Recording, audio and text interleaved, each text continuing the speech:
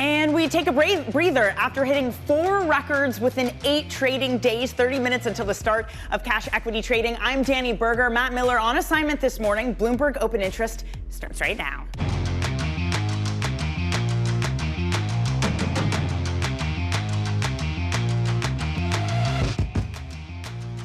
Coming up, a media Game of Thrones. Paramount's bid for Warner Brothers could spark a bidding war. And OpenAI is on its way to become the world's biggest startup as painful negotiations come to an end with top shareholder Microsoft. And a harsh warning from the CEO of RH, shares falling as the furniture retailer cuts its outlook on tariff impact. So some of the stocks we're looking at this morning, I mentioned this one, Warner Bros. Discovery up 8.5%, extending its record day yesterday on the news that Paramount Skydance is preparing a takeover bid. Then there's Adobe up 2.6%. It gave strong earnings, that forecast showing that its AI efforts are paying off. Meanwhile, Microsoft up 1.2%. That's after OpenAI said that it is close to a deal with shareholder Microsoft to convert into a for-profit company, which includes at least $10 billion in equity for its nonprofit arm. So a couple good things going for Microsoft this morning, including a deal with the EU on some regulation. Let's get to the details of a lot of tech stories this morning. I'm pleased to say joining is Bloomberg Tech co-host Caroline Hyde and Bloomberg Intelligence Global Head of Tech Coverage, Mandip Singh. Thank you both so much for joining this morning. Caroline, so what exactly has OpenAI agreed to in terms of its structure and deal with Microsoft? Well, this is still a memorandum of understanding, so nothing is actually being contractually signed to, but basically there's a verbal agreement that a new kind of relationship with Microsoft can continue to flourish. Microsoft was the holdout. Of course, it had given it $13 billion. It had been a key client, and they're clients of each other. Many people were worried about how it would ultimately stand on its own 2 feet, Microsoft, without the help of OpenAI, and how OpenAI is going to continue to get its compute. And we'd seen OpenAI spread its wings, start to get compute from others, and indeed start to get investment from others. SoftBank now its key investor. Now we see that it is going to be a public benefit corporation that is ultimately controlled by the not-for-profit. So here we still have the question marks about how much it's ultimately allowed to go all in on for-profit, but also really have to focus in on safety. And we're seeing the attorneys generals of several states still worry about this, particularly around the safety around children using chatbots. But for Microsoft, there is comfort. There is comfort that it still has access to its key models, but also it's going it alone. Mustafa Suleyman, the head of consumer AI for Microsoft, is saying we need to stand on our own 2 feet. We need to be able to develop our own frontier models and use those of others. Think they're looking at the likes of Anthropic as well. Mandip, to Caroline's point, is this a symbiotic relationship between Microsoft and OpenAI that has changed? I mean, in this case, I think Microsoft now needs OpenAI all the more. Earlier, it was the case that OpenAI needed Microsoft. I think now with OpenAI signing up a $300 billion deal with Oracle, you know they're set for compute. They have the compute for training, inferencing, and then NVIDIA is also kind of partnering. So you can see the ecosystem being formed where OpenAI, Oracle, NVIDIA, you know, they are aligning very well. And Microsoft needs OpenAI's models to, continue growing their Azure business. So from that perspective, I think it's a good sign that OpenAI is not going out there and adopting Google TPUs, for example. and I think the ecosystem is sort of getting set. Well, here. Another company that's trying to figure out where they exist in this ecosystem, Apple, we had the big day, the release of the iPhone Air. There was news this morning, Mandip, that Apple is going to be delaying the release of one of their iPhones in China. What do we understand, and what does it say about this moment where Apple really has faced that political tension with the country?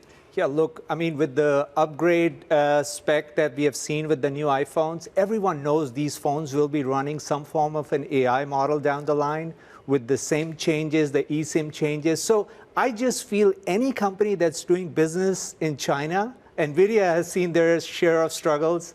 Apple has a 20% plus exposure. There'll be a lot of scrutiny around what is going inside the device, how it can run AI, how it's going to train AI, from the device. And those are the sort of things that will delay, especially in China. I wonder if Tim Cook, though, is going to get some help from this president, potentially accompanying him on this trip that Donald Trump is doing to the UK. Look, Tim Cook has been navigating the political headwinds with some art, because in one point he felt like it was in the crossfires. Every single day a new statement coming from the president saying that Apple shouldn't be building in India, shouldn't be so close to China. Now he's got a seat at the table when it comes to AI last week among the government, with all the leaders and the CEOs who came for that AI event in the White House. Now he's traveling side by side, along with Jensen Huang, along with Sam Altman, to go to the UK. This is about the UK trying to get the investment piece of the pie as well. But more broadly, this is Tim Cook having to think, look, I haven't yet got a generative AI partner. They've been doing deals with Baidu in the longer term. But as yet, as Mandip says, do they need to restrain sales of the iPhone 17 Air? And at the moment, you try and click on and order one, you can't if you're sat in China right now. How much of this is also about Jensen Huang being alongside Trump, making sure that any of the AI policy or any of the chip policy, that he has a clear ear into the president? This is so interesting because, of course, we've been talking a lot about H20s being stopped and then allowed again, with 15% of piece of the pie going to the US government. We're still wondering whether then some sort of new version of Blackwell, the most modern, sophisticated architecture that NVIDIA produces, whether that will be allowed to be reformatted for Chinese purposes. Look, we're going to see deals done in the UK. Will Nscale, which is one of the key neo clouds that wants to build these data centers on behalf and get GPUs from NVIDIA, will they be allowed to have Chinese customers? Because at the moment, there's a lot of reporting that they've been saying ByteDance is their #1 customer for some of these data centers. ByteDance can't use NVIDIA chips, as far as I understand from US law thus far. So it'll be interesting to see how the UK and Keir Starmer navigates that with the president, and indeed how Jensen Huang continues to push him along to say, look, we're allowed Blackwell architecture going to China too. I mean, to that point, Mandip, how much do you evaluate NVIDIA, not just on the fundamentals, but how much time Jensen Huang is spending with politicians? And look, Jensen has called out sovereign as a big end market. I mean, based on his projections, right now, sovereign is about like 11 to 12% of NVIDIA's data center revenue.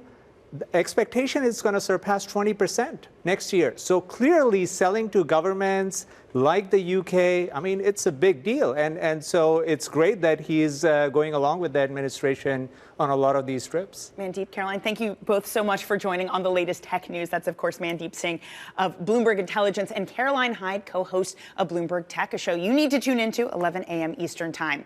Now, elsewhere, Warner Brothers Discovery is extending gains this morning on news that Paramount Skydance will bid for the entire company. That would shrink the number of legacy media studios to 4 from 5. Bloomberg's Hannah Miller reports on media and joins us now. So, Hannah, are we going to get a situation where David Ellison is just going to roll up all of legacy Hollywood? That is exactly what Ellison is trying to do right now. And, you know, we know he has deep pockets. We know his dad is Larry Ellison at the Ellison family is backing this bid. So it'll be interesting to see what happens. There are some significant hurdles that face any deal that gets proposed. Can you talk about those hurdles, especially the regulatory ones? Because as I mentioned, this significantly shrinks those big Hollywood studios. Yeah, so David Ellison is no stranger to regulatory hurdles. His merger between Paramount and Skydance Media languished for around a year as they awaited FCC approval. And there were a lot of complicating factors here. You know, Trump was suing CBS News. They reached a $16 million settlement in July. We saw, you know, Skydance propose making significant changes to CBS News ahead of the deal being approved. And that deal did come to fruition. David Ellison stepped in as CEO in August. So there are some concerns that similar things will happen here, that Trump will be worried about CNN and CBS News being united under one roof. This is also a company, Warner Brothers Discovery, that had just been discussing or just been agreeing that they would be splitting into two. For their shareholders, Hannah, what is more attractive, splitting up or becoming part of Paramount? It's hard to say right now because we don't know exactly what's being offered here. We don't have that dollar amount yet. But, you know, we saw shares soar. We know investors are excited about this. They feel like, you know, maybe this is a better value of selling the whole company versus just waiting to see what it is on the market after the split. You know, Warner Brothers is in the process of having its streaming and studios business divided from its debt-laden, struggling cable business. Hannah, you mentioned this before about Trump potentially being concerned with CNN and CBS coming together. What would this look like if this does go through? Not just that, but of course something like HBO and Paramount Plus coming together. Yeah, I mean, I think there are some antitrust concerns. You know, this would decrease competition in an already tumultuous media industry.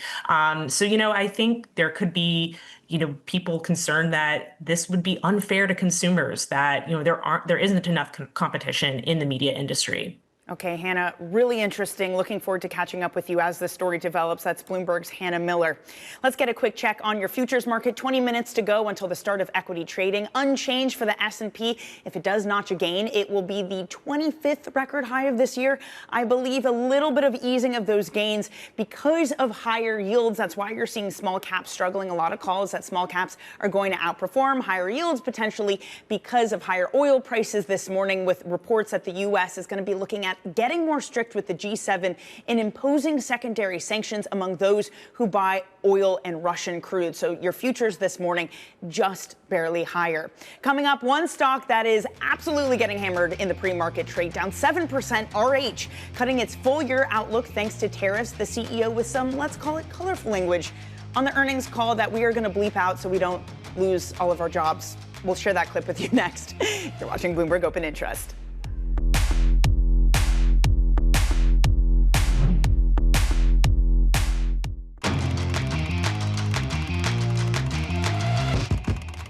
Let's get you some high interest stories at what's making headlines around the world. First up, the U.S. will urge its allies in the G7 to impose tariffs as high as 100% on China and India for their purchases of Russian oil.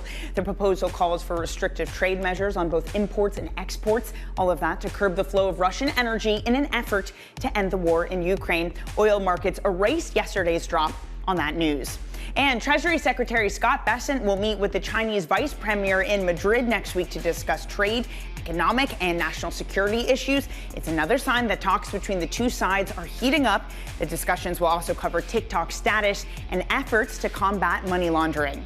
And Gemini stock, the crypto firm run by the Winklevoss twins, starts trading today. The firm raised $425 million in an IPO, pricing its stock above the marketed range and shrinking the number of shares. The firm offers a crypto exchange, a U.S. dollar-backed stablecoin, and a credit card that offers crypto rewards. So it has been a big stretch for IPOs. Klarna just earlier this week. Elsewhere, shares of RH, you can see sliding in the pre-market, down 7 1/3%. The furniture retailer trimmed its sales outlook for the full year. It cited tariffs. CEO Gary Friedman had blunt words for analysts when it came to the longevity of the industry, saying that without discounts, furniture sellers would go bust. Furniture is an industry that at the highest level does not sell at full price. It doesn't. So people just get over it. You don't understand the furniture industry at the luxury level. And unless you just want to go bankrupt in a market like this, and stand there and be righteous and say, and I'm not promoting, good luck. Good luck. Some really stern words there from the RH CEO. Let's dig more into this story. We're joined now by Shelley Banjo of Bloomberg, reporting on consumer and global businesses.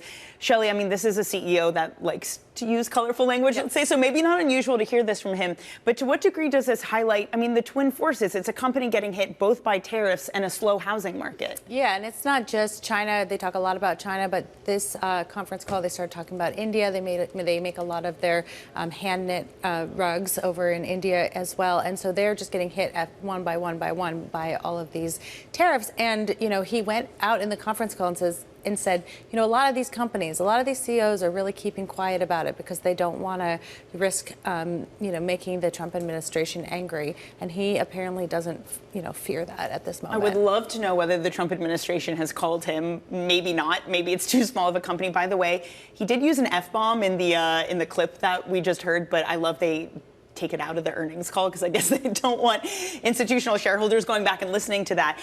Is it also an issue of just pricing power, that companies like RH that are exposed to the consumer, to the housing market, just lack that pricing power at the moment? Yeah, they've been raising prices for the last few years, especially during COVID when people were outfitting their homes and, moving to bigger homes and, filling it with more furniture. They've been raising prices for so many years that they've sort of reached a limit now on how much higher that they can go. And so now you're going to see the whole industry sort of shift into more discounting mode. You're talking about really steep discounts, though, like 30, 40%. 20%. Is that the level that we're going to see in this industry? I mean, I think it depends on the brand and where they're at. But I mean, he was saying that they're going to take a real big hit on this. And so in order to move these products, they're going to have to discount. Are we seeing similar things in other areas of retail, not just furniture, but clothes, other items, that discounts are going to be necessary to keep a consumer on board? Yeah, we had a number of CEOs into our offices over the last few weeks, and a lot of them are talking about discounting, but it's really hard to track because it's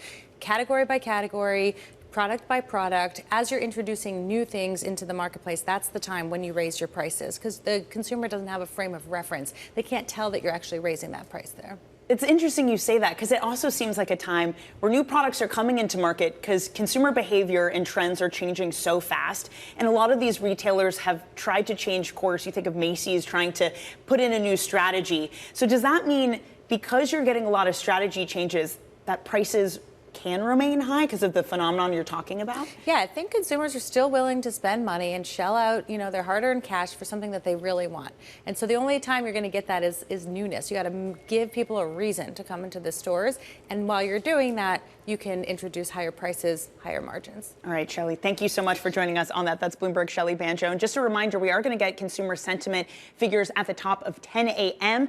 from the University of Michigan. We will be speaking with Joanne Shu shortly after that. And ahead of those figures, an unchanged equity market, at least for the S&P, after notching its 24th record of this year. The Nasdaq also hit a record too. I think it's its 22nd record so far of the year. Russell 2000 futures, those underperformed, down about 0.2%, likely off the back of an oil spike because of the U.S. pushing for secondary sanctions of G7 nations. That oil spike also leading to higher yields, hence you get the fall in Russell 2000. Coming up, speaking of those small caps, a Bloomberg analysis of Wall Street forecasts shows Russell 2000 expectations outperforming the S&P 500 over the next year. We're going to talk to Morgan Stanley's Andrew Slimmon on whether he expects the same thing. All that coming up on Bloomberg Open Interest.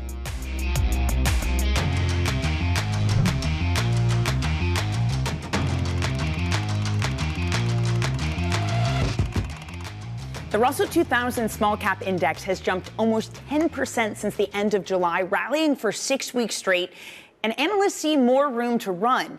From a bottom-up analysis, they see the potential for a 20% advance in the Russell 2000 over the next year. Now, that compares with an 11% jump in the S&P 500, potentially due to expected Federal Reserve rate cuts that will lower borrowing costs for companies. But again, this one is from a bottom-up analysis. So based on those individual companies in the Russell 2000, people are seeing bargains. Joining us now is Andrew Slimmon, Senior Portfolio Manager at Morgan Stanley Investment Management. Andrew, great to see you this morning. Thanks for joining. And you've been writing about this rotation into small caps, that it presents an opportunity for investors. So would you lean into it?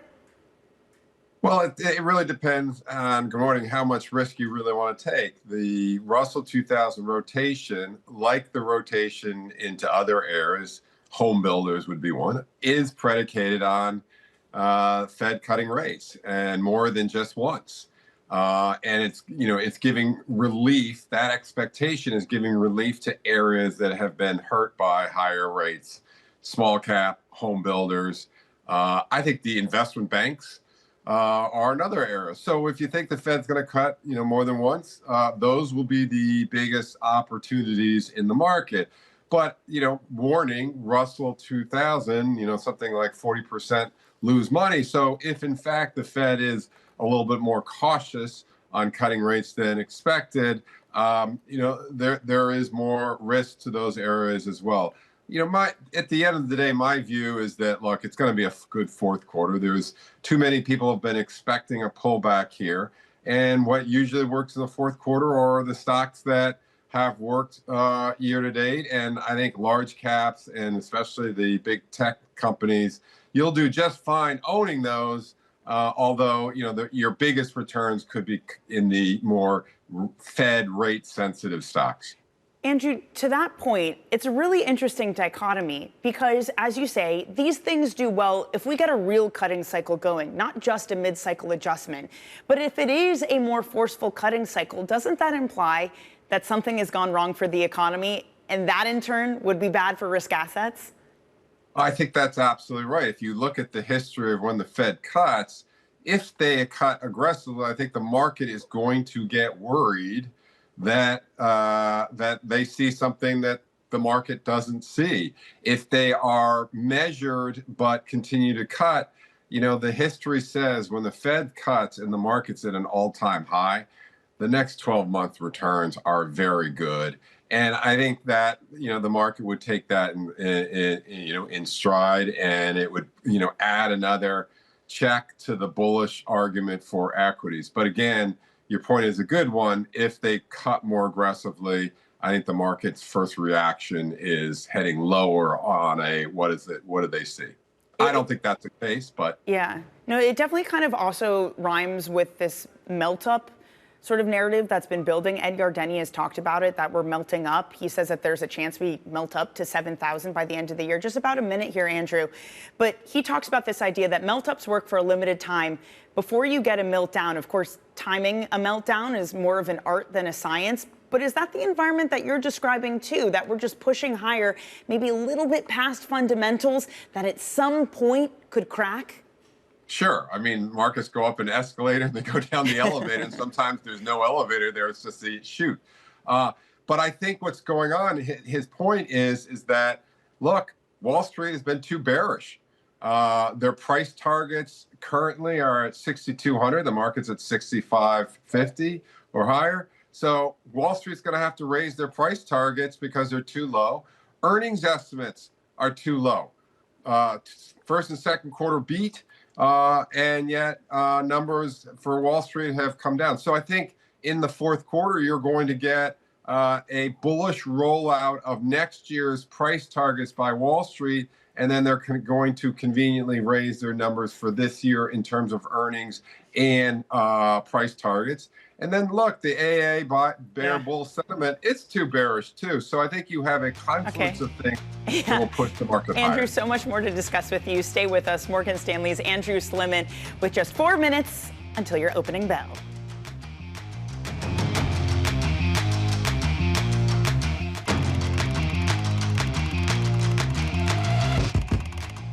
Just moments away from the start of U.S. equity trading. This is Bloomberg Open Interest. I'm Dani Berger. We hit a record yesterday. It was our 24th so far of the year. In fact, it was the 4th record in the past 8 trading days. We take a break from that this morning. Nasdaq goes higher. That also hit a record yesterday. It's 22nd, while small caps lag this morning as higher yields and higher oil prices push those.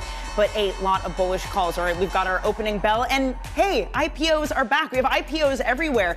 Over here at the Nasdaq, the New York Stock Exchange, we have Via. Remember them? I honestly didn't realize that they still existed, kind of that transportation Uber-like company. They're going to be going public today, as is over here Gemini. They're also going to be going public, the many crypto offering company with the crypto bros and I think like 4 crypto ladies here at the exchange representing that. You got the Winklevoss twins in the middle clapping it up, and we will bring you those IPO pricings as we start to get them. So a lot of excitement in this market. Again, IPOs are back, as are the big Hollywood roll-up mega mergers. Warner Brothers Discovery, that on the upside here at the opening, up 7 1/3%, extending gains on news that Paramount Skydance is preparing for a takeover bid.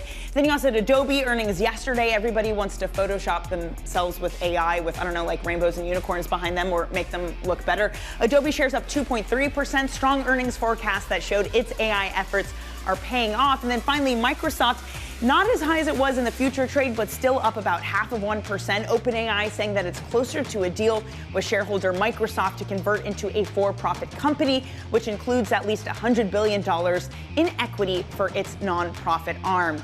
Let's talk more in detail about these equity markets, and we are back with Morgan Stanley Investment Management Senior Portfolio Manager Andrew Slimmon. Andrew, I want to get to the point of IPOs coming back. Klarna earlier this week, Via apparently, Gemini. We have a mega merger coming from media. It is capital markets that feel like they've come alive once again. What needs to go right for that to be able to continue at pace? Yeah, I mean, it's just so classic behaviors, right? Where the confidence is building, corporate confidence is building in terms of an ability to bring a company public or mergers and acquisitions. And look, I think it's a combination of the perception of fiscal policy that's friendlier and monetary policy that's friendlier. So those are the two things that have to go right. I think it's very, very safe to assume fiscal policy is its friend. And monetary, as long as the Fed doesn't pivot or pause, I think this is a classic build-up, pent-up desires to bring things to the capital markets. And again, this is argues for what Ed Yardeni says is the classic melt-up scenario. Look, I think at the end of the day, we've just, we're in the third year of a bull market. And one of the hallmarks of the third year of a bull market is you get a very volatile year. And certainly we've had that. But as you enter the fourth year, if a bull market makes a fourth year, we've never had a down year in the fourth year. So that's where we're about to enter. Coming at the end of this month is the end of the third year. The bull market started in the fourth quarter of 2022. So yeah, I just don't see the behavior as unusual. This is what you get at this juncture. So if history is any guide, maybe more strength, more melting up to come. Andrew, you talked about the additive benefit of what fiscal policy is doing. On the monetary policy side of things, Michael Hartnett at Bank of America had a note out earlier this morning arguing that the way stocks are trading seems to suggest that the Fed is ahead of the curve in cuts. He specifically points out the KBW Bank Index, which you pointed out as well, advancing for a fifth straight month, and the Russell 2000 Small Cap Index also outperforming the S&P for a second straight month.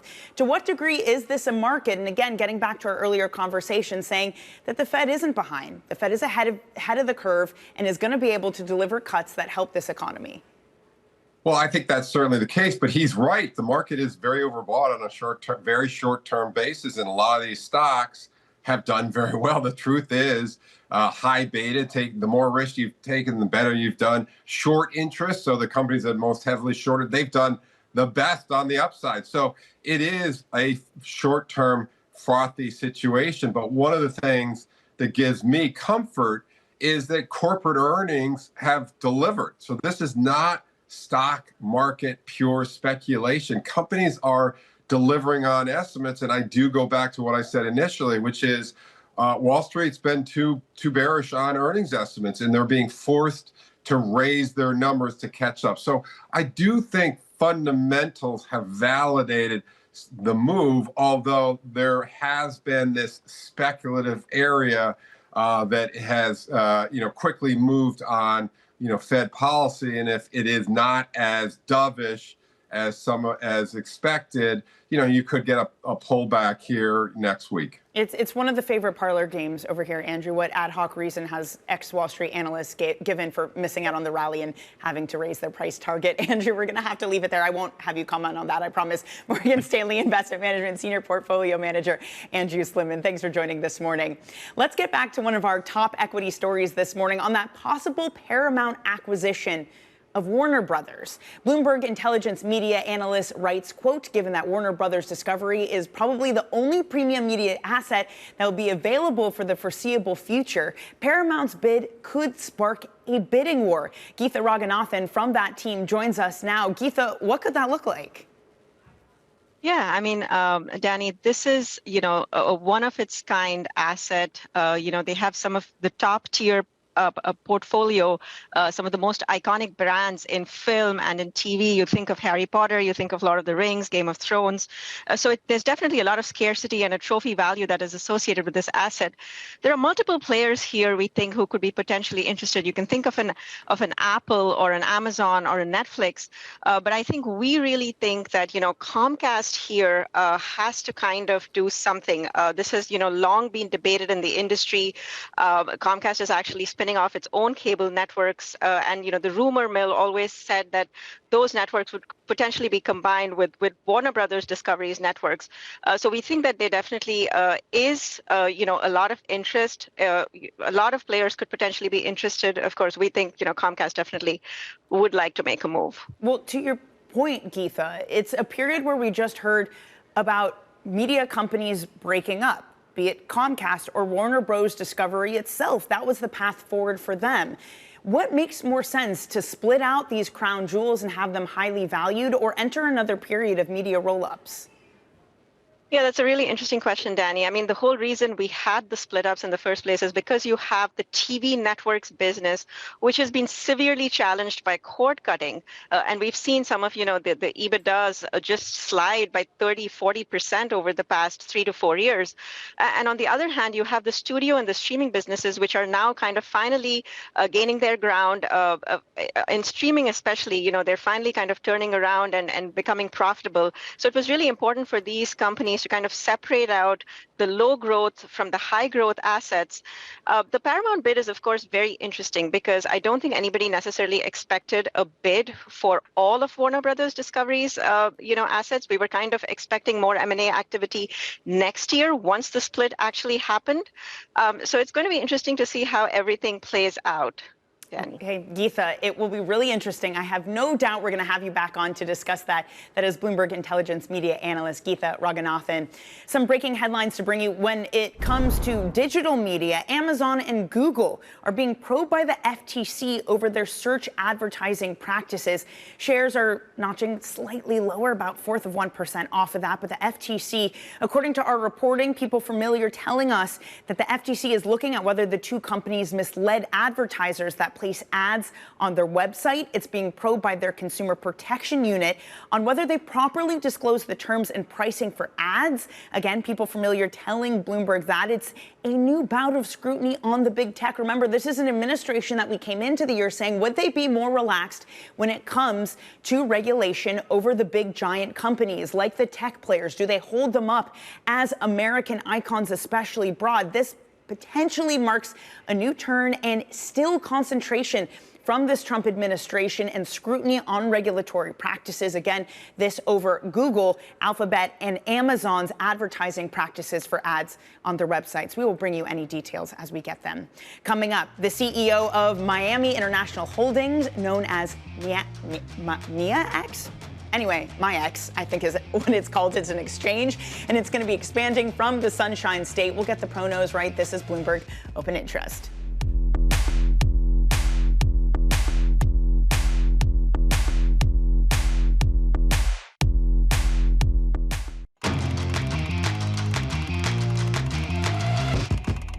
Let's get you some top calls. Some of the analyst action in focus this morning. First up, Molson Coors getting cut to a sell at Barclays. Shares falling more than 1%. The analyst over there citing souring beer trends, saying it's hard to think of a positive catalyst. Next up, Alaska Air, that gets an upgrade at UBS. The analyst writing that Alaska Air earnings are about to take off. Again, that's a direct quote, not a pun from us. The move gives the stock a clean sweep of buy ratings among analysts. Those shares up 2.5%. Finally, GM, that gets a boost to a buy at Barclays. The analysts say that tariffs are well understood by the market now, and GM should see a favorable environment. Those shares up 1.5%. Coming up, the CEO of Miami International Holdings, known as MIAX, as the exchange expands its offering from the Sunshine State. We'll bring you that interview coming up shortly on Bloomberg Open Interest.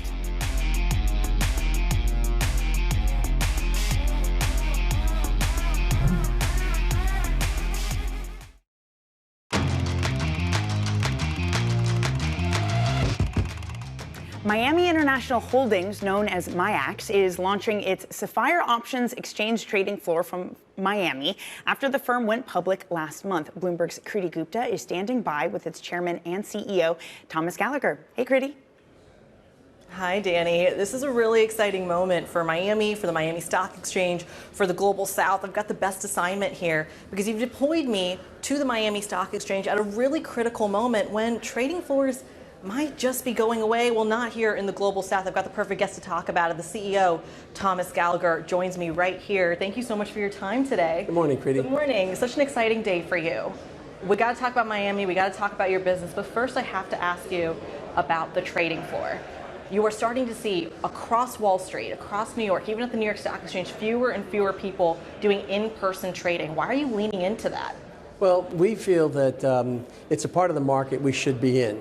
So we've never had access to 100% of the market. This gives us access to 6 to 7%. And the most important reason is our member firms asked us to open up a new trading floor. I mean, talk to us a little bit about how it's expected to grow. You can start to hear a little bit of it behind us as we're speaking. Where does it go from here? How much bigger does it get? Walk us through that plan. So right now we have about 17% national volume in multi-listed options. With this access to the trading floor, I think we'll get, right now there's 5 other options exchange trading floors. So I think we'll get a healthy share of that 6 to 7%. And hopefully with that addition, we would be approaching close to 20% market share in multi-listed options. Okay, so now we got to talk about the Global South. You said it in your opening remarks here. Miami seems to be the new place to be. It's got Ken Griffin's blessing among many, many other people. Walk us through why Miami and why now? So Miami is becoming a global financial center. And one of the things that we wanted to do was create an environment where floor brokers and market makers could come down here. And also there's a very favorable tax climate. When you look at some of the Northeast cities, New York, Philly, Chicago, you've got large state taxes. Here in Florida, there's no state tax. So people pick up an immediate 10 or 12% raise just by being in this very business-friendly jurisdiction. That's number one. Number two, there's a great talent pool, and it's getting stronger and stronger.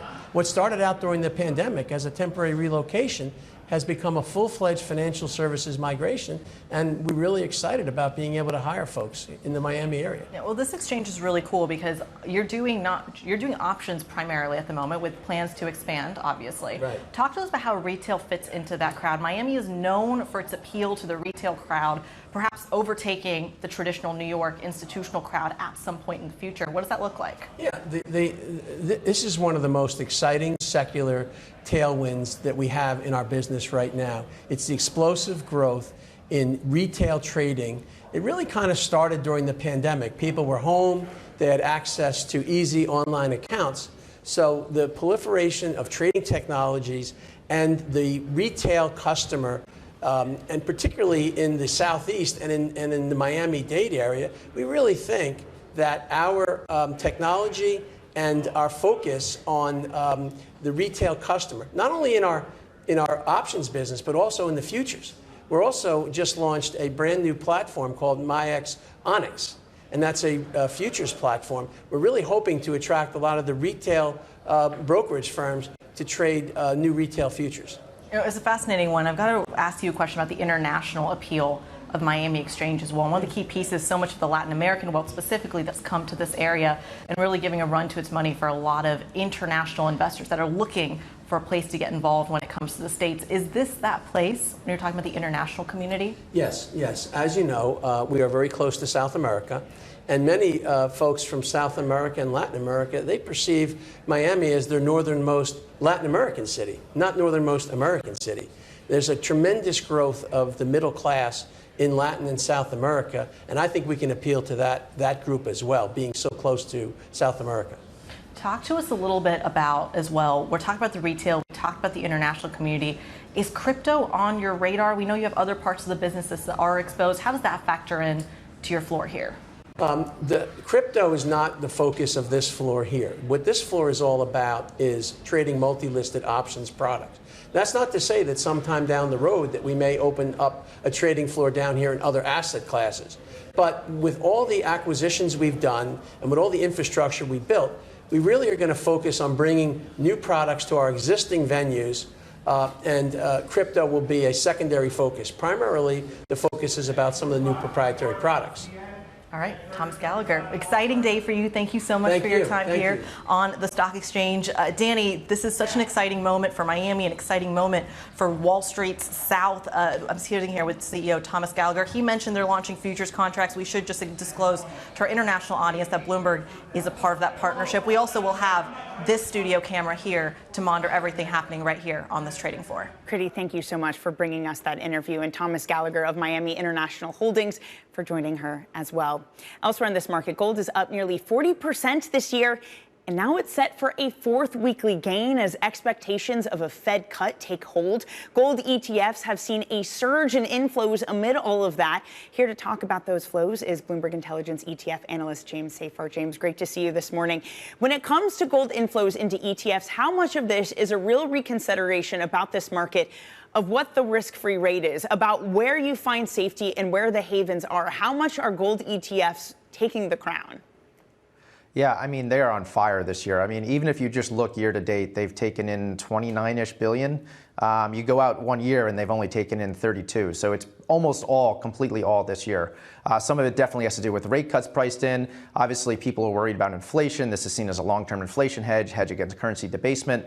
Ironically enough, like money was pouring into gold via central banks last year and the year before, but ETF buyers were actually selling while that was happening, but now it's kind of they're both buying at this point, and that's contributing to what I think is happening to the price of gold. I was going to say, James, how much does ETF buying of gold contribute to the actual spot price of gold? Yeah, I mean, it's a piece of the pie, right? It's not the biggest piece of the pie, I would say, but it's definitely a meaningful piece. And if everyone's kind of rowing in the same direction, it kind of adds on. But like I said, 29 billion so far this year alone, spread across mostly 3 ETFs, GLD, IAU, and GLDM. And that's in the US alone. If you look internationally, we're around 50-ish billion so far this year, I think. So Europe and Asia are also buying, China's buying. So no matter how you slice it, gold ETFs are being bought in a pretty heavy way by investors around the world. By the way, James, there's a lot of excitement about different crypto offerings coming to the market today. We're going to get the IPO of Gemini. What about in ETF land and various offerings coming to market? Yeah, I mean, so right now what's going on at the SEC is they're coming up with what's called the generic listing standards or a framework for crypto ETFs. If anyone has paid attention to this, getting the Bitcoin ETF or the Ethereum ETF took forever. They had to go through all this individual process. They're basically coming up with, if this underlying crypto meets some set of criteria, you're going to be able to launch an ETF with it. So that we're expecting to come out some point this year. So we're expecting to see literally over 100 ETFs likely come to market over the next 6 to 18 months relating to cryptocurrency. So Bitcoin ETFs are also on fire this year, not quite as much as gold ETFs. But yeah, crypto ETFs are going to be a massive part of the US ETF industry going forward. James, that's an insane figure. Is there actually appetite for these ETFs, or are these just issuers pushing them out and hoping for the best? So I will say there is appetite for a decent chunk of these products. And will they be as successful as the best launch of all time in the Bitcoin ETFs? Probably not, almost certainly not. But we're going to see basket products that are going to offer market cap weighted exposure or different types of exposure to this entire asset class or some portion of it. There are people that want exposure to these other assets, namely Solana and XRP, which we've seen in futures products that are already existing. So there's a long tail of assets. Is there going to be able to be, 10 different products on an individual asset and all of them be successful in the way that we have for Bitcoin or Ethereum?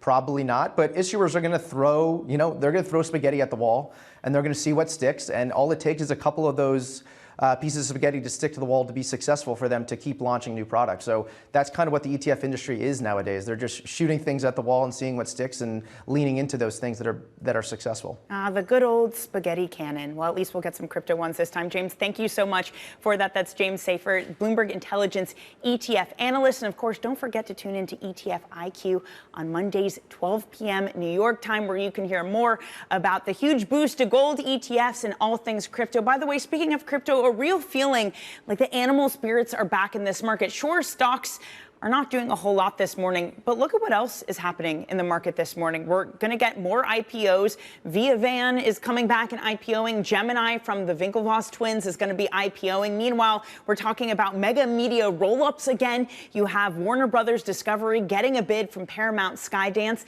It's this feeling that capital markets are really coming back. What needs to happen to sustain that? We're talking with Andrew Slimmon of Morgan Stanley Asset Management earlier this morning, who said, you need to get Fed cuts, and you need to get them at pace. You can't just have a mid-cycle adjustment.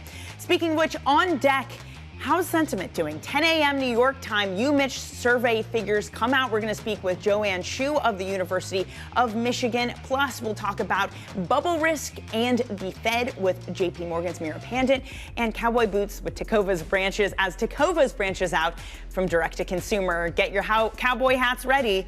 This is Bloomberg Open Interest.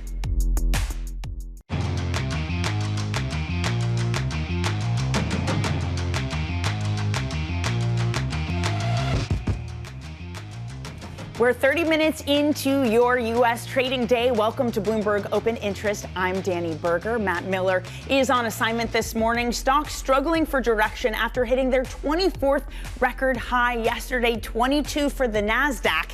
Meanwhile, you're looking at a small cap index that is taking a hit thanks to higher yields this morning and oil prices that are moving higher. How will this change? Just crossing the wire now, University of Michigan consumer sentiment data. Let's break down the numbers with Michael McKee, Bloomberg's international economics and policy correspondent. Mike, what do you see? Well, we see some bad news here. The University of Michigan Sentiment Index preliminary for September falls to 55.4 from 58.2. That was not expected. It was only a small drop to 58 was the consensus forecast. Current conditions, 61.2 from 61.7. Expectations, 51.8 from 55.9. So a real deterioration in Americans' views of the economy. The one-year inflation index is unchanged, however, at 4.8%, and the 5 to 10-year inflation number at 3.9% goes up 4 ticks from 3.5%. So people more worried about long-term inflation than even short-term inflation, although I'll remind you that yesterday's CPI came in at just over 3%. So we're looking at a significant difference between the CPI at 3.1% and a 4.8% one-year inflation number. But it does seem Americans have grown more pessimistic as the tariffs, I guess, have started to begin to bite and as consumer prices have gone up, Dani. We're not in the land where University of Michigan really moves the needle when it comes to this market. You're looking at 10-year yields off the back of that, still pushing higher by 4 basis points, mirroring a jump in oil prices that may be more dominating. In S&P 500, that's also still little change. So, Mike, not a big reaction from markets this morning. How much of this is just because it just solidifies what we already know, souring sentiment in an economy that means that the Fed is going to cut later next week? The souring sentiment is something that will concern the Fed. They watch the inflation numbers, of course, because they want to keep inflation expectations anchored, which they seem to be having semi-success at. They have said they're anchored, but we have seen them rise. But they are going to be a little worried about what this might mean for consumer spending and consumer activity going down the road. And of course, if businesses think that consumers are going to be pulling back, then we're going to see companies maybe pull back their own investments as well. So that is an issue. Just want to check quickly here, because a lot of this, we've made a big deal out of the sentiment indexes by politics. Democrats more pessimistic, 39% to 38.8, not a whole lot of change. And Republicans, they fall a little bit to 93.6 from 96.3. They're more confident, but it's the independents who move a lot, 51.8 from 56.7. So it is the Democrats and independents who are moving, but Republicans also feeling a little bit less, shall we say, enthusiastic about the way the economy is developing. Mike, thank you for this sum up. Excellent work. That is Bloomberg's Michael McKee on those latest University of Michigan figures. And I'm pleased to say that joining us now is University of Michigan's Director of Surveys of Consumers, Joanne Shu. Joanne, great to see you this morning. A weaker figure when it comes to sentiment than we had been expecting. What's driving that? So consumer sentiment has been pretty subdued for a few months, and this month's preliminary reading is no different.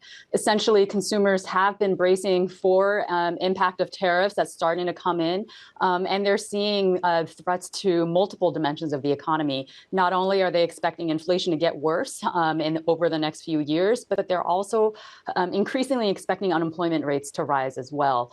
And critically, not only do they expect labor markets to weaken, we're seeing income expectations weaken as well. We're seeing people increasingly expecting their own jobs to be at risk.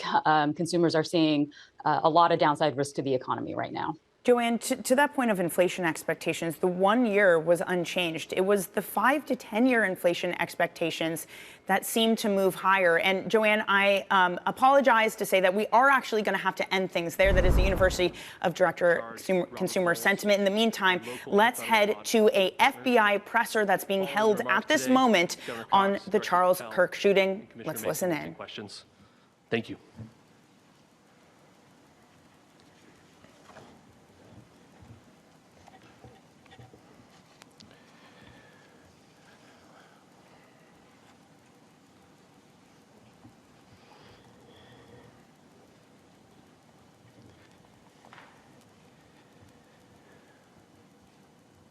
Good morning, ladies and gentlemen. We got him. On the evening of September 11th, a family member of Tyler Robinson reached out to a family friend who contacted the Washington County Sheriff's Office with information that Robinson had confessed to them or implied that he had committed the incident. This information was relayed to the Utah County Sheriff's Office and scene investigators at Utah Valley University. This information was also conveyed to the FBI. Investigators reviewed additional video footage from UVU surveillance and identified Robinson arriving on UVU campus in a gray Dodge Challenger at approximately 8:29 a.m. on September 10th, in which he is observed on video in a plain maroon t-shirt, light-colored shorts, a black hat with a white logo, and light-colored shoes. When encountered in person by investigators in Washington County on September 12th, in the early morning hours, Robinson was observed in consistent clothing with those surveillance images. Investigators interviewed a family member of Robinson who stated that Robinson had become more political in recent years.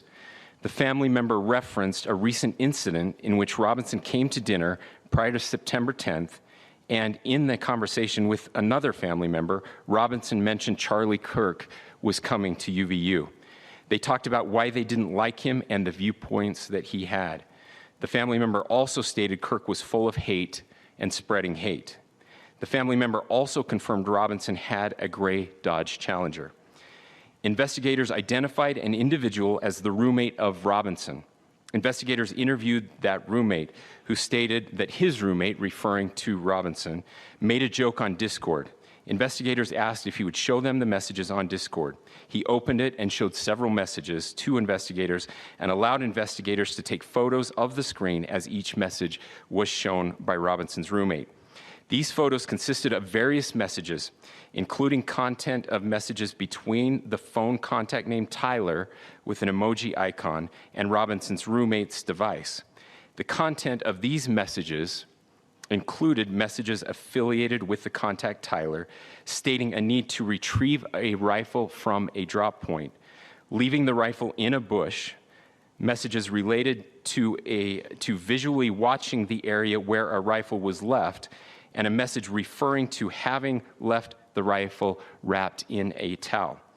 The messages also refer to engraving bullets and a mention of a scope and the rifle being unique. Messages from the contact Tyler also mentioned that he had changed outfits.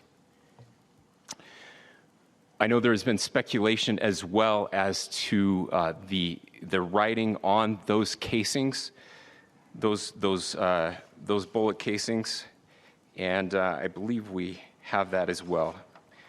And I will share that with you now. So the area north of Campus Drive Road where the suspect crossed over, you saw some of that in the video that we released last night, consists of a grassy area with trees on the edge of the UVU campus. Investigators discovered a bolt-action rifle wrapped in a dark-colored towel. The rifle was determined to be a Mauser Model 98 30-06 caliber bolt-action rifle. The rifle had a scope mounted on top of it. Investigators noted inscriptions that had been engraved on casings found with the rifle. Inscriptions on a fired casing read, "Notices, bulges, capital OWO, what's this, question mark." Inscriptions on the 3 unfired casings read, "Hey fascist, exclamation point, catch, exclamation point." Up arrow symbol, right arrow and symbol, and 3 down arrow symbols. A second unfired casing read, "Oh Bella Chow, Bella Chow, Bella Chow, Chow Chow." And a third unfired casing read, "If you read this, you are gay, LMAO." We are indebted to law enforcement across the state who has worked seamlessly together, local law enforcement, state law enforcement, and our federal partners with the Federal Bureau of Investigation. We're grateful for everyone who worked together in such a short amount of time to find this person and to bring justice. I want to thank the public who has been so engaged, reviewing videos, helping us with sending in tips, and helping us get to this point. I want to thank the family members of Tyler Robinson who did the right thing in this case and were able to bring him into to law enforcement as well. I especially want to thank the family of Charlie Kirk, Erica, Charlie's parents, his children. I want us to be thinking of them as we bring justice in this case. They will be involved in that justice. We will be working very closely with them as we move through this process as well. This is a very sad day for our country, a terrible day for the state of Utah. But I'm grateful that at this moment we have an opportunity to bring closure to this very dark chapter in our nation's history. With that, I will now turn the microphone over to the Director of the FBI, Kash Patel. Thank you, Governor. This is what happens when you let good cops be cops. The FBI and our partners are proud to stand here today together to bring justice to the family of Charlie Kirk and honor his memory. I want to express my deep gratitude to President Trump, the Vice President, and the entire White House who have been so incredibly supportive with both resources and just personally to the FBI as a team. They had our backs the entire way, and I just want to express my gratitude for giving us the resources we need to operate in this space to bring this sort of justice at this sort of speed. In 33 hours, we have made historic progress for Charlie. Governor Cox, our partnership has been absolutely incredible these last few days. Our partnership will endure. Your state and local partners, your sheriffs, your DPS community has been unbelievably impressive in the hardest of times. And a case like this cannot be solved, cannot be brought without partnering with your state and local authorities. The FBI has a certain role to play, and we will play that role, and we will lead out for the federal government. But Governor Cox, we are so grateful for your state partnership that led out on this investigation. A little bit of the timeline. Charlie was shot at 12:23 p.m. on Wednesday. The first FBI agents arrived on scene in 16 minutes with chiefs of police at 12:39 and secured the scene. The FBI immediately launched fixed-wing assets. We utilized these assets to transport personnel, specialty technicians, hostage rescue teams. We also utilized these assets to go back and forth from the East Coast and here in Utah to transport forensic evidence and other evidence that will be analyzed and is being analyzed at our FBI laboratories in Quantico and other laboratories, including the ATF. At my direction, the FBI released the first set of FBI photos of the suspect at 10 a.m. local time on 9/11. Then, shortly thereafter, the FBI reward of $100,000 was released at 10:45 a.m. local. Myself and Deputy Director Bongino arrived on the scene at approximately 5:30 p.m. on 9/11. The governor led a press conference last night at approximately 8 p.m., where at my direction, the FBI released a never-before-seen video of the suspect. We also released new images to the public of the suspect. And just last night, the suspect was taken into custody at 10 p.m. local time. In less than 36 hours, 33 to be precise, thanks to the full weight of the federal government and leading out with the partners here in the state of Utah and Governor Cox, the suspect was apprehended in a historic time period. And I want to highlight what Governor Cox said. This would not have been possible without you, the media, and you, the public. That's why we went so public, so fast, and we're so transparent, and we're committed to that transparency. The crime scene, just a little bit there. It is a large crime scene. State and local authorities, along with federal authorities, processed that crime scene quickly. And I even had the ability to walk through that crime scene and walk through the steps the suspect took to learn more about what was needed and what resources we needed to bear to create a full picture for the FBI and leadership back in Washington. Furthermore, thankfully to state and local partners, forensic evidence has been seized and continues to be garnered. Forensic evidence has already been evaluated at FBI laboratories in Quantico and state and local authorities here. We will continue to process evidence as we see it, as we collect it, and we will continue to deliver to Governor Cox and his team. Last night, we had a total of approximately 7,000 leads. As of this morning, thanks to your great work, we have over 11,000 leads that were called in to the FBI. And we are running out every single lead that we can. Every one of those leads will be run out. The arrest is a testament to the dedication of good law enforcement being great, and partnerships in law enforcement, which I've tried to highlight as my tenure as the director of the FBI. There is no better relationship for law enforcement than the FBI to partner with state and local authorities, and you've seen it here in these last few days. The FBI Salt Lake field office, along with our offices in LA, Phoenix, Denver, San Antonio, Las Vegas, Pittsburgh, Buffalo, our headquarters component in Quantico, all participate in the FBI. I want to express my deep gratitude to the employees of the FBI, the men and women, the evidence response team tacticians, the special operators, the agents, the support staff. You have done monumental work in historic time when the public, who had a right to demand such an expeditious solving of an investigation, the FBI answered that call diligently, critically important to our nation, and we delivered. And I'm proud to be their leader, and I'm proud to be the director of the FBI. This is very much an ongoing investigation, as the governor said, and we will continue to work with state and local authorities to develop the investigation, to provide them the evidence they need for their ongoing prosecutions, and we will be here to answer every call they absolutely have, as long as it takes, for as long as we need to find and apprehend whatever suspects were involved in this crime. Lastly, to my friend Charlie Kirk, rest now, brother. We have the watch, and I'll see you in Valhalla.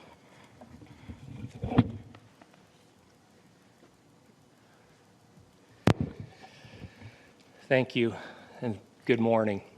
I would just like to take a few minutes as the sheriff to express my gratitude for everybody who has played a part in this investigation.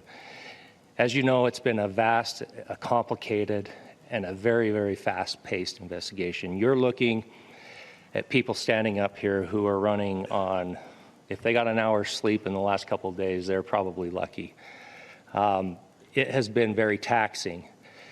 It has been so impressive, speaking on behalf of the local law enforcement, to see the cooperation that we've seen in this type of case. Across the state, sheriffs, chiefs, our state partners have stepped up and have come to the call on anything that we needed. Our county chiefs have been phenomenal. Our Utah County Attorney, Jeff Gray, who's standing up here with us, has been phenomenal in leading us through this investigation. I would like to thank the federal government for their resources, their assets. Our local team here, our FBI team, has been extraordinary in helping us work through this and bring this person to justice. Most of all, I would like to thank the public, and specifically, I would like to thank the public who turned to prayers and who turned to positiveness for us. I would like to thank them on behalf of the law enforcement community, because we needed those prayers. That's what we needed to get through this. We needed your support, and you gave it to us. We needed your patience, and you gave it to us. And I would like to thank you for the Kirk family, because that's what they need, is your support and your prayers, and that will get us through all of this. So thank you, everybody, for everybody that have stepped up. We've had such a phenomenal response to this. Thank you.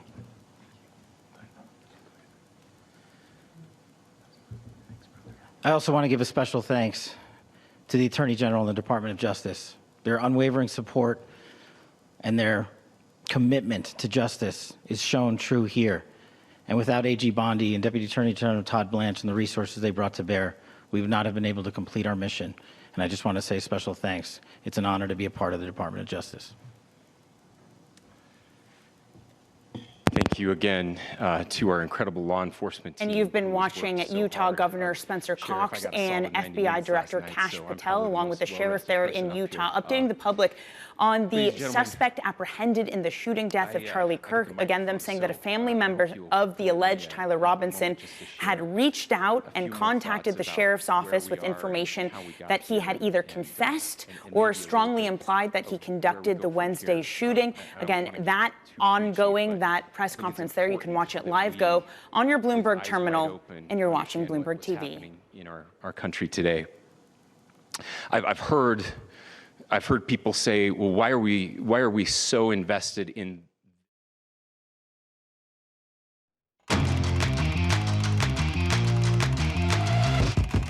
Let's get you some high interest stories. A look at what's making headlines around the world. President Trump says that he plans to deploy the National Guard to Memphis in the latest escalation of his administration's efforts to crack down on what he says is rampant crime in Democratic-run cities. The move follows Trump's earlier decision to place Washington, D.C. under federal control and the deployment of troops to L.A. to assist immigration officials. The FTC is investigating whether Amazon and Alphabet's Google misled advertisers that place ads on their websites. Investigations focus on whether the companies properly disclosed the terms and pricing for ads.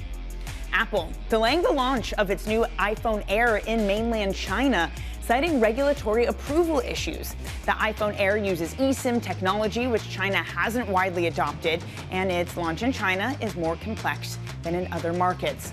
Speaking of markets, just under an hour into your trading day this morning, just barely a gain. But hey, if we end here, we're still at another all-time record. It would be the 25th record this year, just the 5th in the past 9 trading days. The Nasdaq that outperforms this morning up 0.2%. Meanwhile, it is a 10-year yield that's been moving higher thanks to higher oil prices likely this morning. But as a whole, the 10-year and the 30-year yield have been declining since that 30-year yield first tested around 5%. I'm pleased to say for more on markets, joining me now is Meera Pandit, Global Market Strategist at JPMorgan Asset Management. Meera, great to see you this morning. Thanks for joining. Having me. So you've been writing about these all-time highs in markets and ones that have really been driven by a lot of AI and tech names, saying that it could possibly be a bubble. How do you distinguish between what's bubbly, what has more room to run, and what might pop it, if so?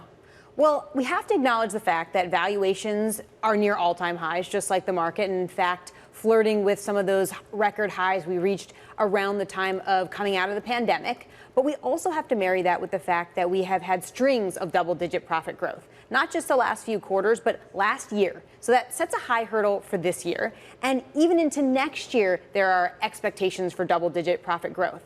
And the tailwind that we get coming into next year is some of those tax cuts coming in and some of those tax benefits for corporations. So it is possibly achievable that we could have 3 years in a row of double-digit profit growth. So with those kinds of profits, does that sort of justify that valuations are high, but perhaps not overvalued in certain areas of the market? What I'd also say with the conversation around all-time highs is that they do tend to cluster together. So what we're seeing right now is not unusual. If we looked at 2013 to 2024, we had an average of 34 all-time highs per year, at least 10 a year, with the exception of 22 and 23. And that's not just we had low rates and therefore it spawned a bubbly market. You look at the 90s, coincidentally, also 34 average all-time highs per year. We had a nice string of it there. The times when we have droughts in all-time highs, around the tech wreck, the financial crisis, again, inflation spike, Fed hikes that we saw a couple of years ago. So if we really want to derail this market, we're probably going to need to see some meaningful negative catalyst, like a recession, like inflation reaccelerating, or like AI being a bubble. Those are all possibilities, but in our view, not necessarily likely. If you want to find pockets of tension, though, you can find them. RH had earnings, the furniture company, for example, this morning, basically, well, cursing, so I'm not going to say exactly what he said, but along the lines of, unless you want to go bankrupt, you need to discount your furniture items. Speaking to this issue of pricing power, are there real pockets of this market where pricing power is no longer there, especially for consumer-facing companies? You look at margins at a high level, and they are still near record highs, but you strip out some of those tech companies, the situation becomes a little bit different. You strip out some of those financials, the situation becomes a little bit different. So certainly on the retail end of the spectrum, those margins don't have much room to compress relative to their longer term averages.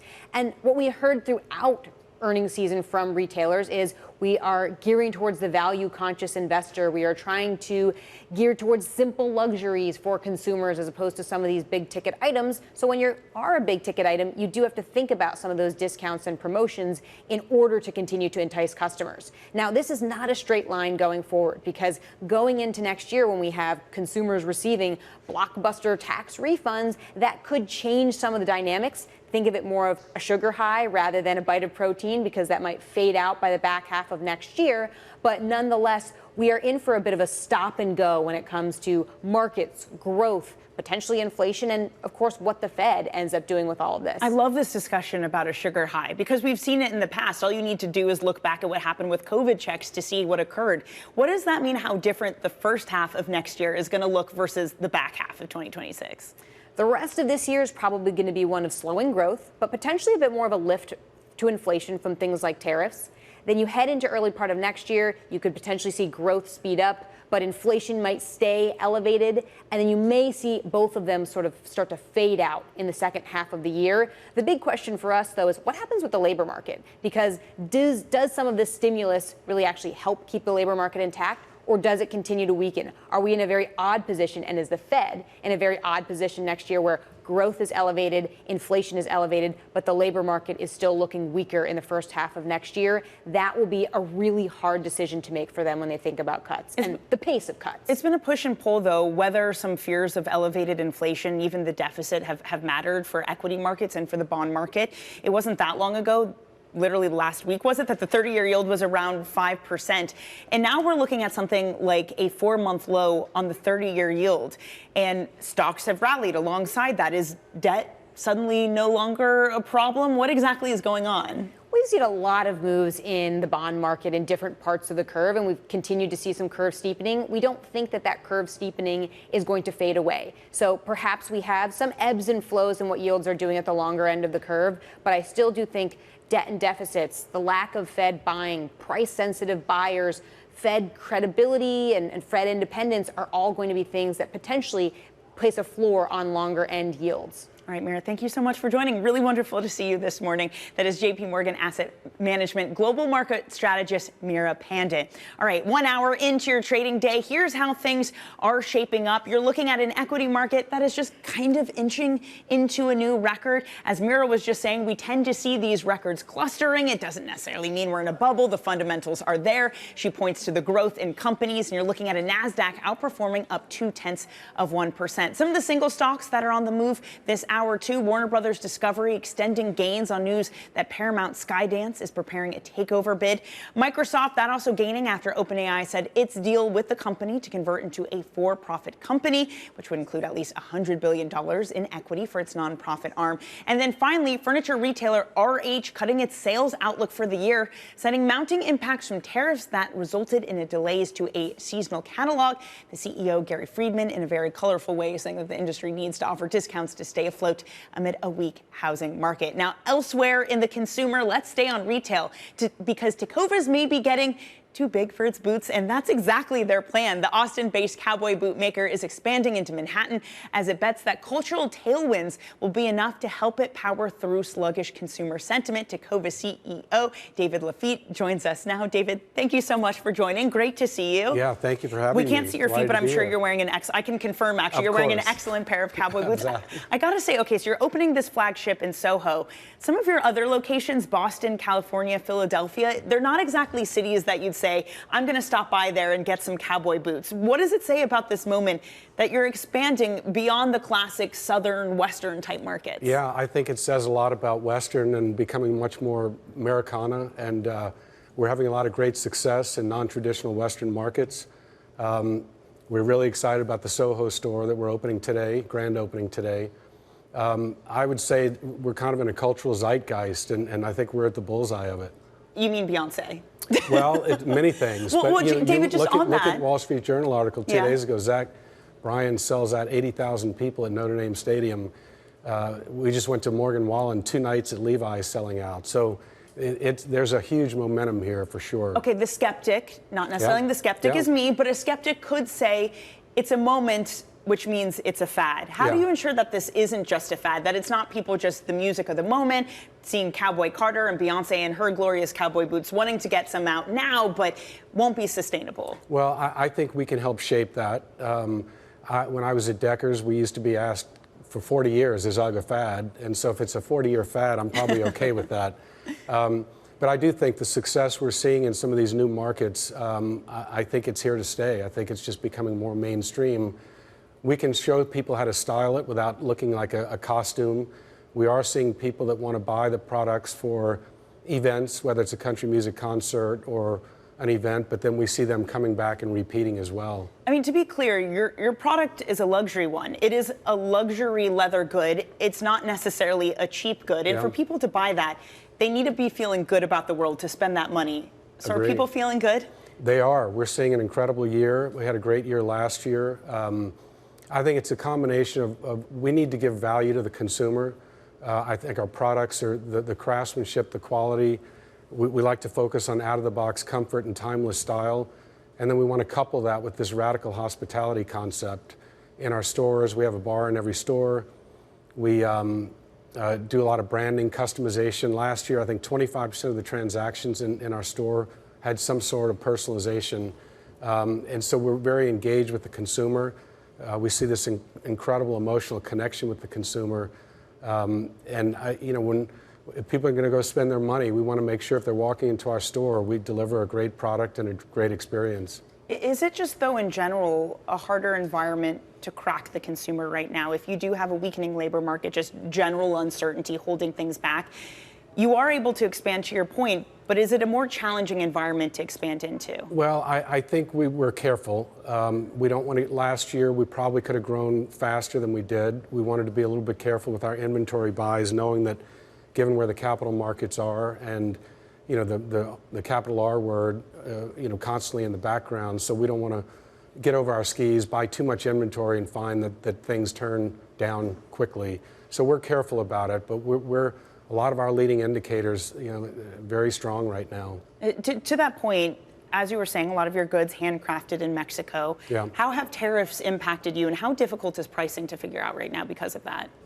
We're fortunate right now. We do a ton of contingency planning. We also have tried to mitigate risk on supply chain by opening up production in other countries, even those that are getting pretty high tariffs, such as India. We just opened.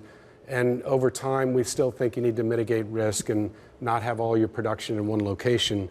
We are sort of fortunate right now that a lot of our product is made in Mexico, which is exempt under the trade agreement right now.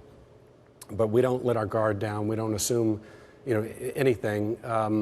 We still think we've got pricing power. We don't want to go there, but because as I said, we want to continue to deliver just a great value proposition to the consumer. Would you be able or look into changing more of your supply chain so they're in America, or how much just has the leather supply chain gone global and that's impossible to reverse? I think it's pretty tough to all of a sudden have much of your production made in America. I think the cost, getting labor, training, it is a long road and not something that can be done in a year, much less 2 years even. So it's sort of a challenge for sure. David, I'd also be so interested to get your take, because it feels like consumer habits and what they want to buy is changing so fast because of social media. It's like a new trend every day pops up in TikTok.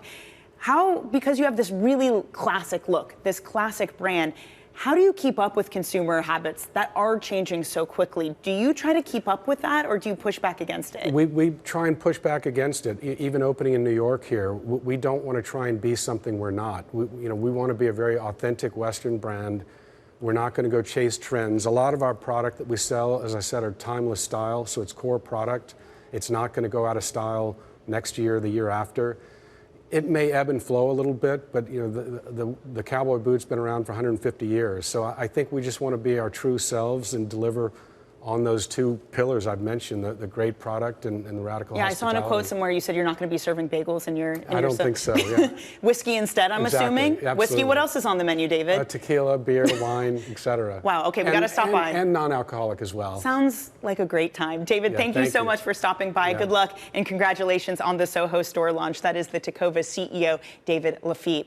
Let's turn now to more on trade. Treasury Secretary Scott Bessent will meet with China's Vice Premier in in Madrid next week to discuss just that trade, but also economics and security issues. That meeting also comes as President Trump heads to the UK for a second state visit. For more, we're joined by Bloomberg's Brendan Murray, who joins us now and leads our global trade coverage. Brendan, do we understand exactly what is going to be discussed at this meeting between Besant and the Chinese vice premier?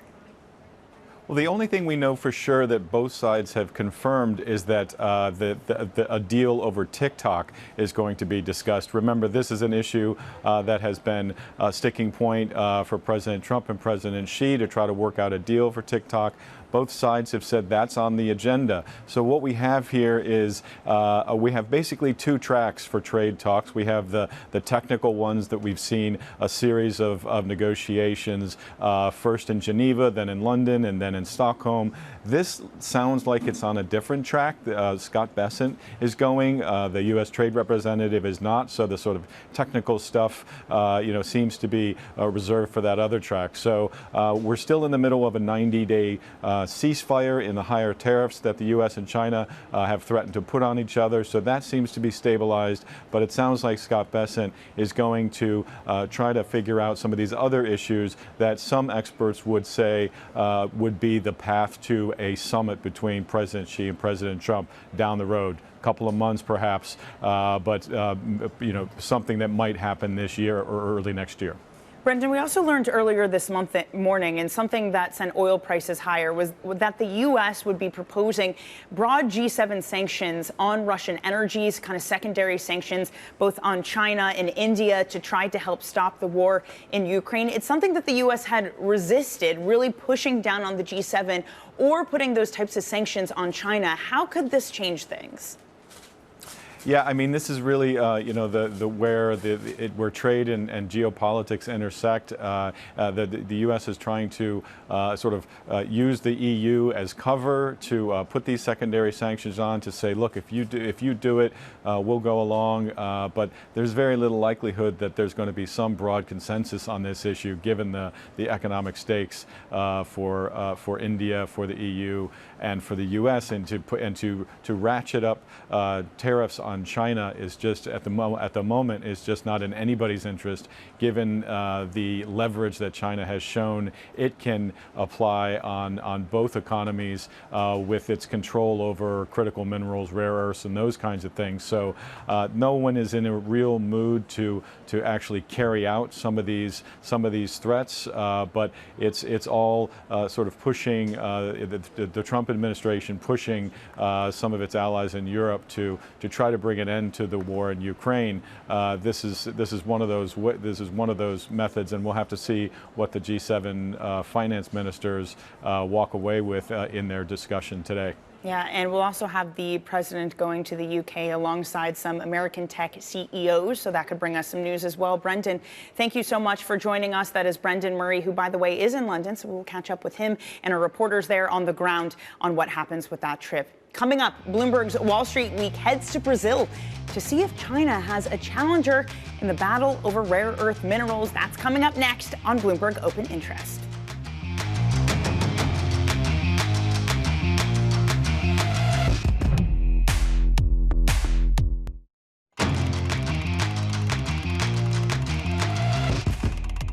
China alone controls most of the world's supply chain for rare earth minerals that are critical for EVs, smartphones, and fighter jets. Now, Brazil, home to the world's second largest deposit, is hoping to mount a challenge. Bloomberg's David Gura covers the story on tonight's Wall Street Week. This is a very pure concentrate of rare earths. It contains around 95% of concentration of rare earths. And in this bag, there's around 5 to 6% of dysprosium and terbium. These are two of the 17 metallic elements that make up what are known as rare earth elements. Dysprosium and terbium are heavy rare earths used to create magnets in electric vehicles. We went to Goiânia, Brazil, to see one step in the long process of turning clay into some of the most valuable material on the planet. But most of us already interact with rare earth elements every day. As the world becomes more electrical, we're going to be converting a lot of electricity into movement. No, we're seeing that in electric vehicles. We see that in wind turbines. We're going to see that a lot in robotics. So we care about the rare earths that go into the permanent magnets. Ramon Barua Costa is the CEO of Aclara Resources, a mining company based in Chile. This is the company's pilot plant in Brazil. Help me understand scales. Compare what you're producing here to what you would need to produce going forward. How far from that are you? It is very small. It is very small. We can process several tons of clays here, but out of 1 ton, we extract around 100 grams. No? So it's around 0.1% of production. So for demonstration purposes, it works very, very well. It will provide, this pilot plant also will provide the material that we need in order to prove our separation facility. Aclara gets mineral deposits that it processes, but what it can process is a drop in the bucket. China has an advantage because they have a type of deposit that is called an ionic clay, and they use it to extract these elements. They are so important and so scarce that China has been restricted precisely these elements. Brazil comes in a distant second behind China in deposits. But deposits are just one part of the story. Another more expensive part is processing the raw materials. And that's where China really calls the shots. We do know that they discovered the ionic clay deposits in the 1970s, so they have been mining these elements for 50 years now. We know that they are also extracting rare earths from Myanmar.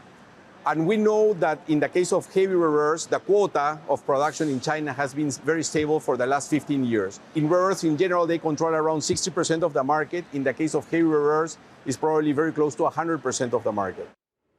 You can watch that full story tonight here on Bloomberg TV, and you can catch Wall Street Week every Friday at 6 p.m. New York time. Coming up, Gemini set to debut on the Nasdaq. All eyes are on the Winklevoss-backed crypto exchange. We're going to bring you the details and the indicated pricing coming up next. You're watching Bloomberg TV.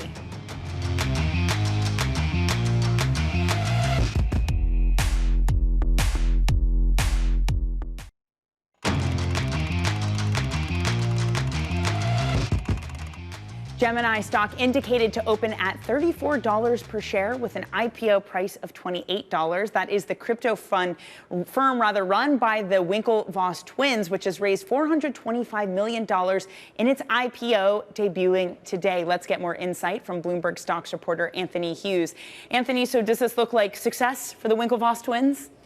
Well, the early indications suggest that Gemini should make a relatively strong debut, and all of the talk this morning is that the offering was very strongly oversubscribed from an institutional perspective, and the company also allocated a lot of shares to retail investors, an unusually large amount of shares to retail investors, and that's something that, looking over the past week, there were some unusual aspects to this IPO that sort of might cause a little bit more unpredictability about how this IPO will fare sort of in the next few weeks, or maybe today. It looks like it's going to come out fairly strong today, but how it fares over the next few weeks is going to be interesting. So is Gemini doing more than to try to court some of the quality institutional investors, the ones that might make for a less volatile share price, or is what you're saying they're happy to cast that aside for a more retail-based audience?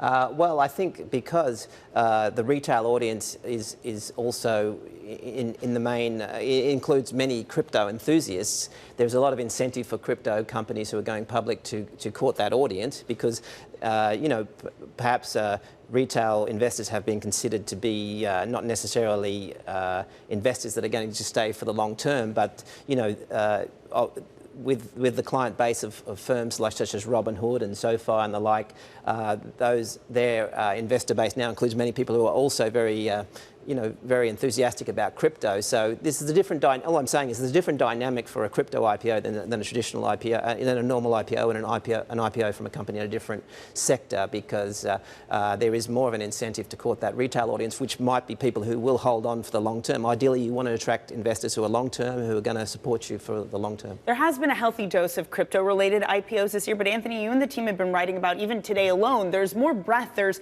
a Blackstone-backed engineering company. There's BlackRock Coffee coffee bar, there's via transportation. To what degree of this is capital market animal spirits coming back, and this being the pace from here on out for IPOs? Yeah, well, I think the subscription rates for all of these IPOs this week have been very encouraging for IPO bankers, but also companies looking to go public. So I think we're going to see more filings even today for companies who are going to go public over the next month or so. So we're going to have a pretty strong run into the end of the year here. But, as you get more IPOs, the quality tends to get diluted somewhat. So there's always a risk that the performance of these IPOs gets diluted as well as we get more and more of them. And, I think we could see sort of more mixed performances. And we even saw that already this week that, expecting companies to go up 100% or even more, 200% in the first day is not always a reasonable expectation. But even if it goes up less than that, does it sustain that? We were talking about Klarna in the break. It priced its IPO at $40, ends the trading day at $45. That's up 14.5%, but it's fallen 7% over the past 2 days. Is this instructive to, yes, you could get that IPO first day pop, but being able to sustain it in a period of equity market, not necessarily volatility, maybe uncertainty is a little bit more difficult? Well, I think certainly there's a feeling out there that a lot of the companies going public at the moment are getting very good valuations. And as you get more IPOs and better performance, the valuations that these companies can get gets higher and higher. So the bar gets higher and higher, and the potential upside once these companies go public does get reduced as well. So people just need to be a little bit careful about that. But, obviously, companies, people want to look at the fundamentals of these companies and look at companies that are growing. And most of these companies are growing, or they have certainly the potential for high growth. But a lot of this is priced in at the IPO price when you get companies who are going public at valuations that are compared to the peers who have already had very strong performances. And then also, there's a lot of enthusiasm for IPOs that sort of goes beyond people who, it's by hedge funds and retail investors who may not necessarily be focused on the fundamentals. They may be more interested in the early momentum of these offerings. I'm assuming especially for a company like Gemini, that's probably true. All right, Anthony, thank you so much for joining. We really appreciate Bloomberg's Anthony Hughes on the IPO bonanza. All right, let's take a look at what's ahead for markets in the next week. For your trading diary on Monday, the Senate will be voting on Stephen Miron's Fed nomination. On Tuesday, August retail sales data will give us a read on how President Trump's tariffs are impacting consumers. And on Wednesday, the Fed is expected to cut rates. Plus, President Trump travels to the UK with Jensen Huang, and Tim Cook apparently got an invitation as well. And we're going to round out the week with a rate decision from the BOE and BOJ. But the big one, that Fed decision on Wednesday, we're expecting a cut. Will it be 25? And where do we go from here?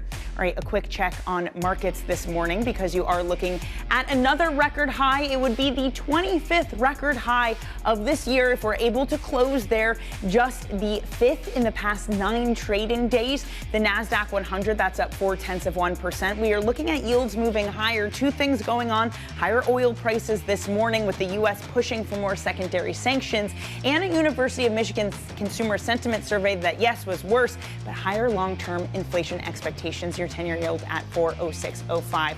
Coming up on Monday's show, State Street's head of equity research, Maria Whiteman, will be joining us, plus Rebecca Patterson, former chief investment strategist at Bridgewater.